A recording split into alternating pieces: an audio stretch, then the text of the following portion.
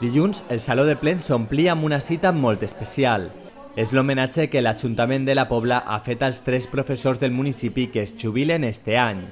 Un homenatge que l'alcaldessa confessava ja es fa en altres municipis i que s'ha volgut fer també al nostre.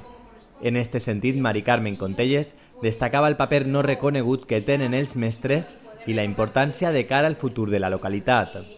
I la primera en rebre este homenatge era Carmen Alberola.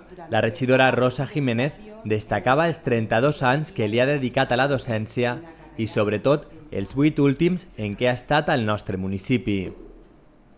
Una professora que, en paraules del director de l'institut, s'ha destacat per la seva alegria a l'hora d'educar. I d'això va ser el que va voler parlar Carmen. En el seu torn posava de relleu la importància d'educar més que d'ensenyar. Ha sido una maravilla, no imaginábamos en la vida que se le ocurriese al ayuntamiento y la verdad es que da gusto que alguien piense toda nuestra labor y que lo hemos disfrutado también. Realmente ha sido, como ha comentado Carlos, un poco duro en algunos momentos, pero bueno, yo creo que nos quedan siempre los ratos más agradables y los alumnos siempre más simpáticos, más trabajadores, y los otros, pues quieras o no, pues ahí están, pero no nos han hecho mella. També rebia un homenatge als 40 anys en l'ensenyament el director del Centre Color. La regidora Rosana Marín agraïa el seu treball al davant d'este centre de la Pobla des de l'any 1998. I la nova directora del Centre Color destacava d'ell les idees clares a l'hora de dirigir el centre. I en este sentit, Manuel Iserte destacava la seva voluntat en que al centre tot estiguera coordinat de cara a millorar l'educació. El hacer un huequecito a ese trabajo ahí centradito en las escuelas y tal, y ver que se está trabajando, que se está esforzando, que todo el mundo está poniendo su grano de arena para que este país cada día sea mejor y nuestros hijos pues sean los hombres del mañana, pues me parece que es un reconocimiento fantástico. I l'últim en ser acomiadat era Salvador Vicent.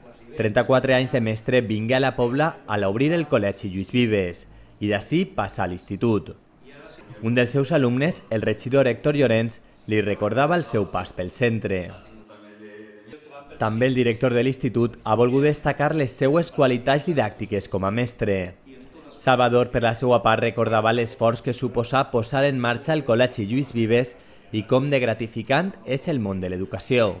És molt colpidor que un ajuntament se'n recorde de la gent que hem estat així treballant per la cultura i per la gent del poble, que són 23 anys en este poble, que ja són generacions a les meues esquenes. Un homenatge que l'Ajuntament considera merescut per als que es dediquen a educar als joves de la Pobla. L'Ajuntament ha volgut obsequiar-los amb estos quadres de l'Escola Municipal de Socarrats.